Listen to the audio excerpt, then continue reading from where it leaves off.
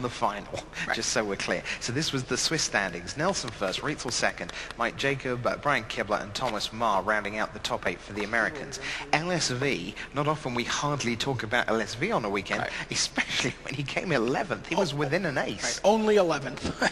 Disgraceful. Billy Postlethwaite, 12th. Dan Jordan, I don't know much about, from the United States. It's someone we've seen around. I mean, he's not. This is certainly his best Pro Tour performance. Then we have Matt Sperling in 19th, and then Conley Woods 22nd. A real roller coaster ride for Conley. Begins the tournament 5-0 in extended with his midnight special deck. You did a great deck tech on that, BDM, I know, with Conley about shaping the metagame, seeing where it was going, and then literally at half past midnight, cracking it. Right. He goes 8-0 on day one, wins his first draft. There was a very, very scary moment at the beginning of day 2 where Conley basically ran in to the site almost to the second that before the draft is about to start, his feet bleeding because he's barefoot. He and Thomas Ma came running from the tram to just make it into that first draft pod. And if they had missed that, they would both not have been dropped from the tournament, but they would have missed the entire draft pod, at which point Conley would have been 8-3. Now, the irony of all this... He could have slept in. He could have slept in because he went 8-3. He went 0-3 in the draft, and he was... And you have to wonder if the hustle of that, and the sort of the panic of, am I going to miss my draft, affects your decision making. Utterly petrifying. Now that said, I bumped into Conley at 8-3, and how you getting on? He was miserable. I said, look, you were seconds away from being 8-3. Now 3 hours later, you are 8-3. There are 54 players left who can win this Pro Tour, and you're one of them. And there are 403 players who can't, and you're not one of those. And you have never, ever, ever lost a game in this format. Because he was 5-0 at that time, and New Extended about to reopen that deck. And he went win again. So he was 8-0 in Extended. And in the penultimate round, playing for top 8, he faced Kai. And we all know what happened with that. Right. So Kai made it in and Conley did not.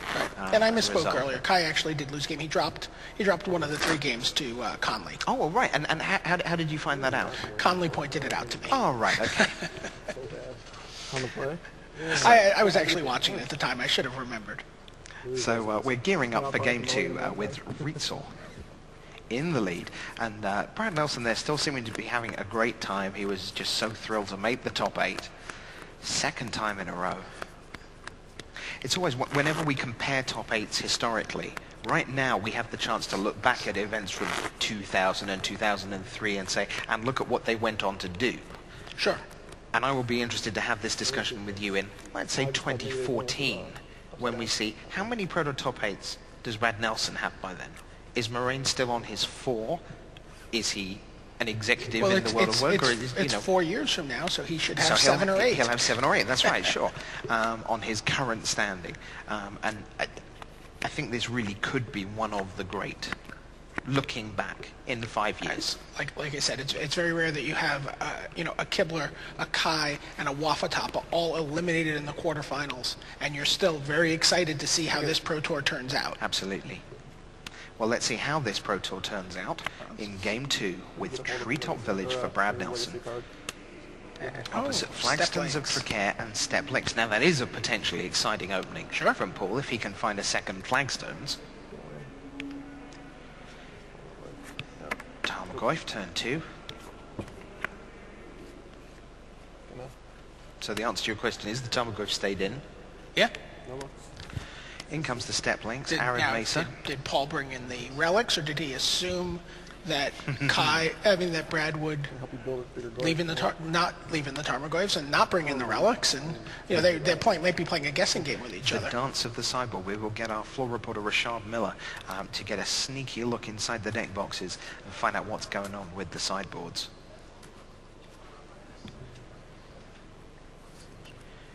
Ahead of the game, Rashad Miller says yes, he did indeed bring in a couple of relics. Celestial Purge, I believe. And a couple of Path Exiles. So, right, got in for 4 with his Steplinks, and played Figure Destiny. Infest, Slaughter Pact, and Elspeth came in for Brad.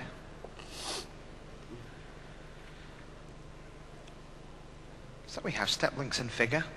I imagine Canonists came out for First, Paul. 5. A card presumably so successful through the weekend it contributed to the annihilation of all the combo. Yes. And I'd certainly see a lot of them at top tables, gradually whittling people away.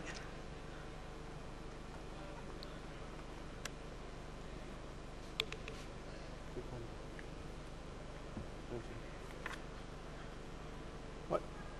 I take one. Sorry. You take one. I am at 19 now. Yeah. Brad has tapped 3 You're mana. 15, right? Cool. He's gonna just kill that figure now if he can. What are you Yep, pulsing? Maelstrom Pulse for the figure. Is Paul going to brave the elements? Yet to see that? No, he's just going to put his figure in the bin. Hasn't invested anything in it particularly. And Tarmogoyf is now, got a 2. 16. Go. Tag for 2.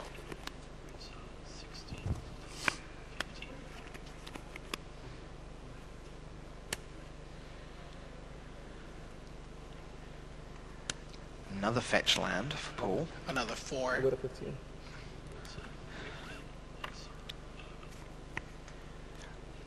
All cards are obviously good at different stages of the game, but rarely has there been a good card that has been so variant between turn 1 and a bunch of fetch lands, super awesome step links, and top deck turn 9, 0-1. And 3 tokens. Yeah. Spectral Procession has been just, I think, the all-star for Paul so far. Every match we've watched him play. And that has not changed much actually from Austin last year, where any number of players who had the Spectral Procession were saying, this is one of the best cards in the format, and you reduced it from 7 years down to 4, but they're 3 guys, still pretty good. So, Brad will run out Treefolk Harbinger and Putrid Leech. The Treefolk Harbinger will go and fetch, well, let's see what he goes for. Murmuring Bosk. Make sure he hits his 4th land drop. Believe he's holding an Elspeth. He's certainly holding a forest on the right that you can just see at the right-hand edge of your screen. Any cards yet? I have 3. As Rietzel untaps.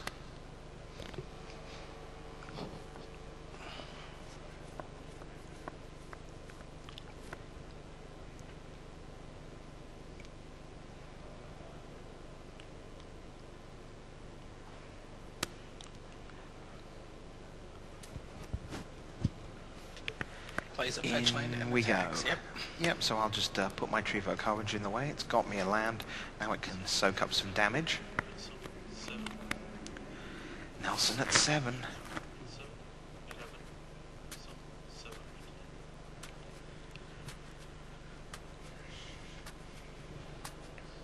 7-11. 2 numbers I can't hear without thinking of Diet Coke. I do not believe this 7-Eleven will be open all night. No. Student of Warfare joins the team. Level. Short. Go. Oops. 6. Cool.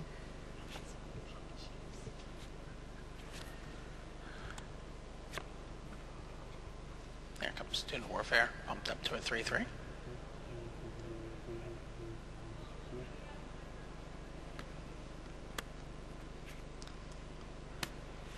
Doran.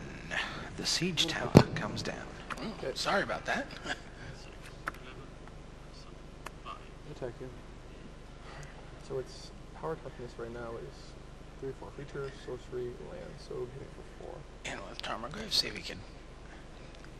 This is playing out a lot. Yeah, this is playing out a lot like game 1. I'm going to send with the Tarmogoyf when it looks like I'm in big trouble and try and make you think a bit. Path to Exile on And Doran. that is game 2 now to Paul Rietzel. This is the same situation Brad found himself in the quarterfinals. He was down 0-2 to Kai. We cut away, kind of fully expecting to come back on Kai in the semifinals. Did not happen. Told you about the top Americans. In a bit, we'll see if we can get a look at the top Europeans that have been running through this event. I can tell you that this event just absolutely stacked. At the end of 11 rounds, when the draft had finished, there were 54 players left in contention. 47 of them, BDM and you and I knew by reputation. It's just an extraordinary lineup. Yeah. Here are the top Europeans. We begin with the three in the top 8, of course. Moraine, Leibert, Guillaume Wafatapa and Kai Buda, all gone now. Again, these are their Swiss standings, not necessarily their finishing result. Kenny Oberg had a chance to maybe put a little bit of a fly in the ointment of the top 8 when he had already had a draw and was was able to get what we would call a virtual top 8 for this event, the 37 points necessary. But his tiebreakers were so flimsy that everyone knew that they could draw safely, and even with his win, he would not get in. I talked to Kenny on a podcast show earlier in the weekend about how to be good at Magic, and he said one of the things he was most proud of in his Magic career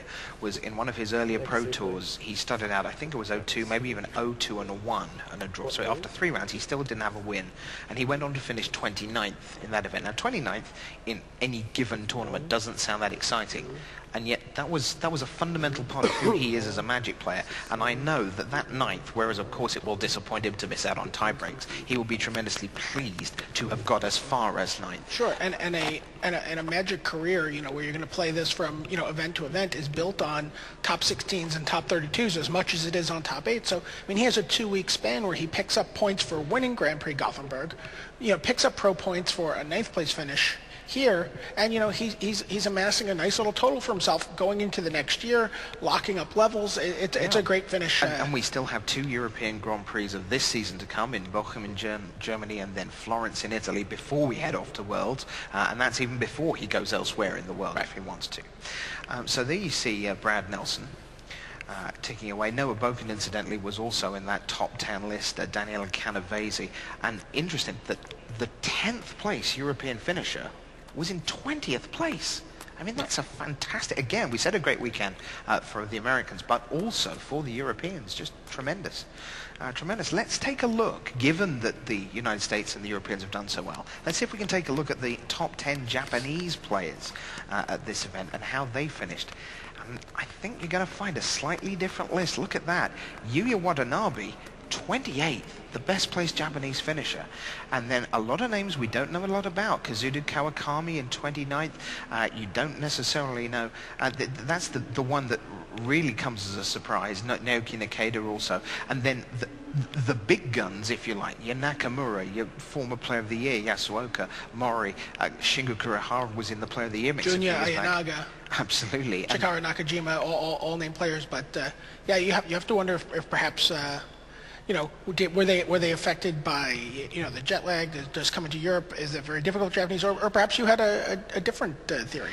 Well, it was interesting that pretty much all the Japanese, not to a man, but there were a lot of Japanese players who played Pyromancer's Ascension. As we've already talked about, there are no combo decks here in the top 8. And it was interesting. Players are always looking around the world for tech. And you have a great story about how some German players found their particular deck. The German players were pretty much set on playing Pyromancer's Ascension. It was something they thought was a very powerful deck. They found the results from the Lunatic Moon events in Japan. You made that up. No, Lunatic Moon. Lunatic Moon. Yeah, it's an annual tournament series. There's always events. Some of the players who were qualified to play in this event had won events over there. They were playing the Pyromancer's Ascension deck with main deck Tarmogoyfs. Mm-hmm. The German players used Google to translate the webpage, which was only in Japanese, into German, and were able to riff off of that list to create their list for this event. But it's interesting. Again, we've seen so many of the people who've done well at this event, continued to improvise once they got to Amsterdam, right? Continued to look at the format, make decisions. You see the Treehouse deck with all of its 3 toughness creatures and better because of the Punishing Fire engine. You see, Conley Woods' Midnight Special, which is, he's like, oh, they're selling out of Treefolk. I better make some modifications to my deck. I wonder if almost it's a case of, being a little inflexible in the face of this new metagame that's going to constantly be changing. Like, there's a lot about the scouting. Let's take a look while we're still shuffling away at Paul Rietzel's sideboard here. So he's got the 4 Relic of Progenitus, so key from the quarterfinal. 3 Path to Exile, we know he's brought a couple of those in. Barrington Forge Tender. Rule of Law is one of those anti-combo cards that we don't really need anymore. Celestial Purge, Lapse of Certainty, and Angel's Grace. Obviously did its job through the weekend. Sure. The relics and the paths are going to be the relevant cards here for us, right? And the Aethersworn Canonist, I'm assuming, are coming out. Those are the cards that are also dealing with those combo decks we had talked about. Let's stick with BDM on board and look at the other side there, and a pretty busy looking sideboard for Brad Nelson. The cards we're really interested in here, obviously the Infest, the Slaughter Pack, and the Elspeth. We've already seen them come in.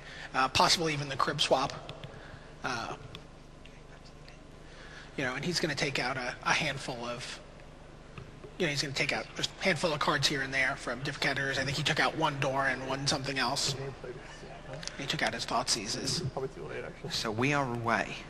And we said Step Links, not very exciting turn 9, but exciting turn 1. Yep. And Paul Rietzel, 1 game away from $40,000, 25 pro points, the title of Proto Amsterdam champion for 2010, has that turn 1 Step Links. Potentially can attack for turn 6 on turn 2 off of another Flagstones. We saw it attack for 4 repeatedly, merely off of fetch land.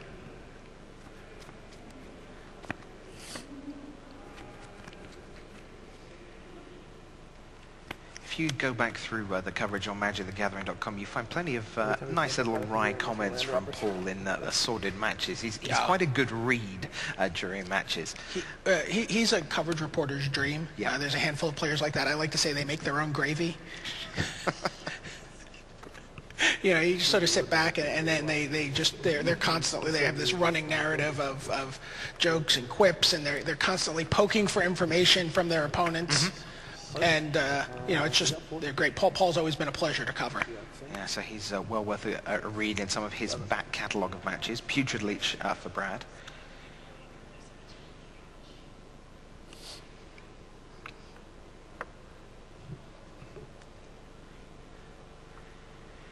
So there you see Nelson, who staring down the links. Yeah, and staring down the barrel at 2-0 down. What do you think's going through Paul's head at this point? I'm going to win the Pro Tour, going to win the Pro Tour. No, I don't think so. I think he's all business. It's one of the questions I always ask the winner afterwards. At what point did you start thinking, hey, you know what, I can actually win the whole thing? Because one of the things that almost disqualifies people from winning a Pro Tour is that they think they can win the Pro Tour, because they start thinking that and it all starts going horribly wrong and they get ahead of themselves. But at the same time, don't you feel that not thinking they can win the Pro Tour also disqualifies them from winning? Oh, absolutely. We have an Honor of the Pure here, by the way, and an attack for 5. Nelson is down to 12. 17. Attacks for 2 with his Putrid Leech. He will not be donating 2 extra life. He does at not this play. point. Does not play a 3rd land. Plays a Loam Lion. Forest. What? Forest. Oh, no, Takes a little pain off of his Murmuring Bosk. Oh, no. That's still work.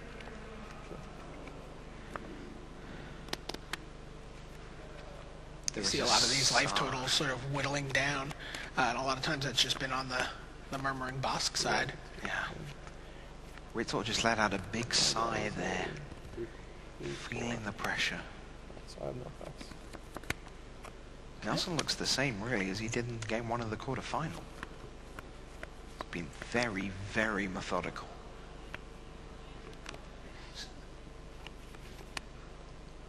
And should he go on to lose, has 20 pro points from this. Paul shrugs as he wastes a fetch land here. He's like, all right, I'll just crack it. I'll do it anyway. And one has to imagine 6 power flyers coming. Is that the face of the latest Pro Tour champion? Yes, 6 power flyers. Oh boy. You work for this all your life, and he is so... Brad needs a 3rd land here. ready for this. Brad has the Maelstrom Pulse in hand, but he does not have a third land. He did not draw one this turn. Oh boy. We saw Brian Kibler stumble on mana to be put out earlier in the day. The deck that Paul has does not stumble on mana. It looks like that's what's going to happen.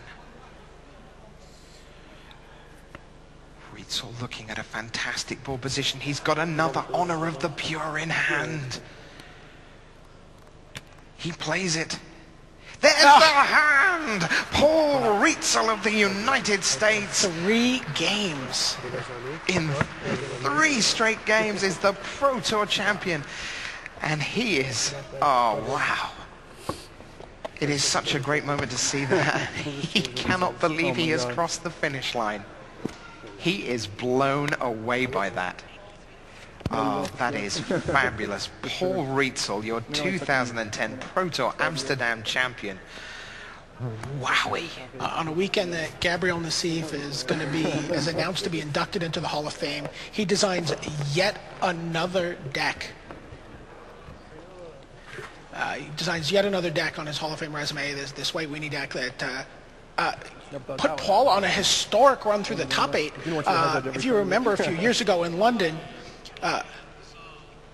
Jeffrey Ciron took a 9-0 run through the top 8 there in limited. He got given a red deck, didn't he? And it was just mono red. He literally given a red deck. It was just handed to him around the table. Paul Rietzl has just done the same exact thing. He 3-0'd Ma. Yep. He 3-0'd against Mike Jacob, and now he has 3-0'd Brad Nelson. That is just 3 different decks, 3 different archetypes, 3 different players. Just a phenomenal, dominating performance by both deck and player. That is just unreal. Congratulations, Paul Rietzl. That's amazing. Yeah, it really is, and I can't wait to talk to him both on the last tournament center of the weekend, and then we'll get to sit down and take him through round by round how he went, how he pieced it all together. And I think a big part of the story of how he pieced it all together comes in the week before this event, because that Doran deck, the Doran deck for Nelson was not around, and the Rietzl deck, the White Weenie deck, was not really around. When you looked at on the Magic Online events that were there, it was Pyromancer's Ascension, it was Ad Nauseam, Angel's Grace. Frankly, these decks were dismissed on the back of the Punishing Fire engine. It's like, obviously a deck with small creatures cannot win this event. People have the ability to dispatch small creatures very easily. They have Punishing Fire. They could just, why would you even play these cards? And it is fair to say that Palavida Dama de Rosa is not a big fan of the White Weenie deck. I think he puts air quotes around the word deck in that sentence, but I think there is some empirical data now to suggest otherwise, to put it mildly. Well, look, let's take you back over today. We had this incredible top 8, just to remind you. We had Brad Nelson. We had Guillaume Wafatapa, the Pro Tour Yokohama champion. We had Moraine Libert in his 4th top 8 in successive years. We had Michael Jacob, Pro Tour Team World Champion in 2008. We had Brian Kibler inducted into the Hall of Fame today. We had Paul Rietzl, and we had Thomas Ma with his 0 lifetime pro points coming into the weekend. I mean, the Sacrificial Lamb wasn't in it apparently, but he still seemed pretty confident. He in fact was the first man out, and no shame anyway to lose in the quarterfinal. But it turns out he was just the first of many to be put to the sword by Rietzl. Sure, absolutely. And it was easy sort of to dismiss Paul Rietzl's 3-0 there as sort of like the inexperience of Ma. But there's no inexperience on the part of Jacob. There's no inexperience on the part of Brad. I mean, he just 3-0, 3-0, 3-0. Okay, so the second quarterfinal that finished was between Guillaume Wafatapa of France with his Mystical Teachings deck and Moraine Libert of Belgium playing Merfolk Fish.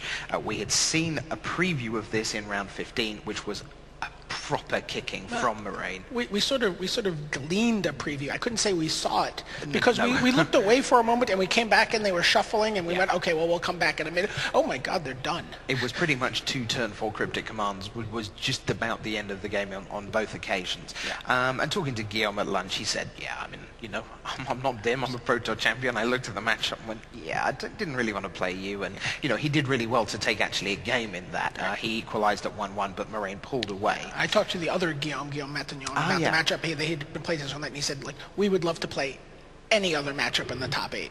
Of course they would. Yeah, absolutely. Well, then we had Michael Jacob against Brian Kibler, and this went the distance. And in the end, this was one of the few matches of the day, and indeed of the weekend, that were really kind of partly decided by Land's malfunctioning. Brian had a bit of a struggle. Yeah, he did. He didn't get to play his full game in a couple of the games there, but it went to 5.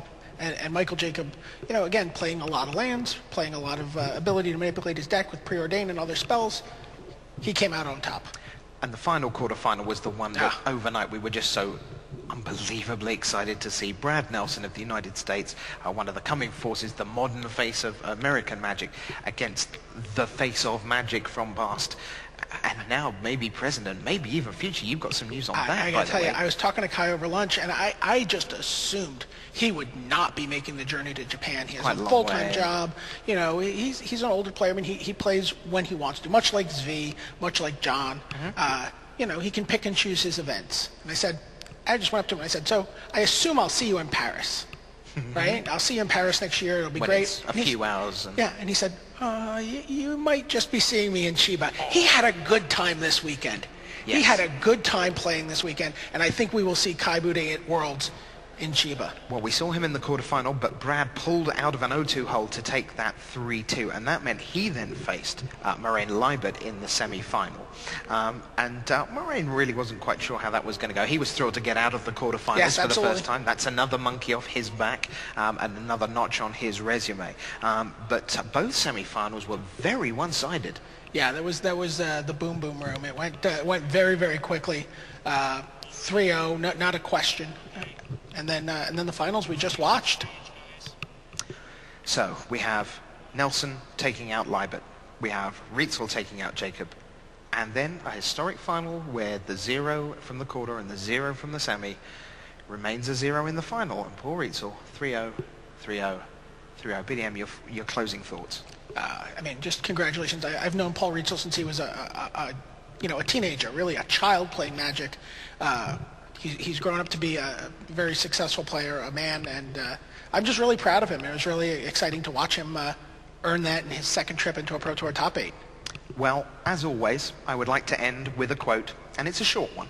Since we're in the Netherlands, here's a few words of wisdom from artist Vincent van Gogh, 1853 to 1890. And he said this. Can you lend me your ear? Stop it. For my part, I know nothing with any certainty, but the sight of the stars makes me dream. Now, Paul Rietzel fulfilled his dream here today. Why don't you get on Magic Online and start fulfilling yours? We will see you for Worlds in Chiba, but for now, it's award ceremony time with your host, the Pro Tour Tournament Manager, Mr. Scott Larrabee.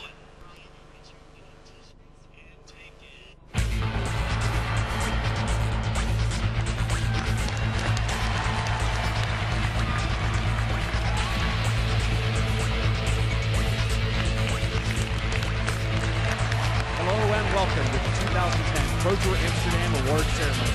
Assisting me today will be head judge Toby Elliott.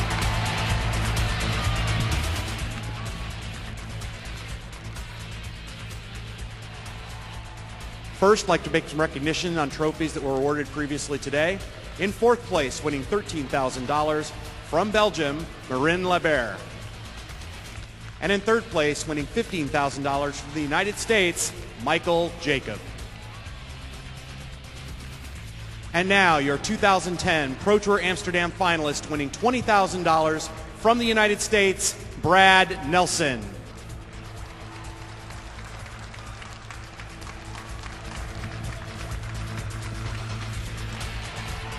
Let's hear it again for the Pro Tour Amsterdam finalist, Brad Nelson.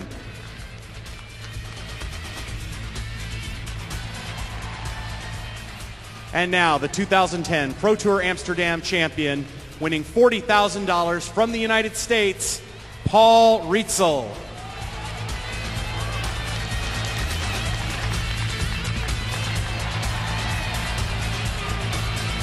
Once again, a big round of applause for your 22 Pro Tour Amsterdam champion, Paul Rietzel.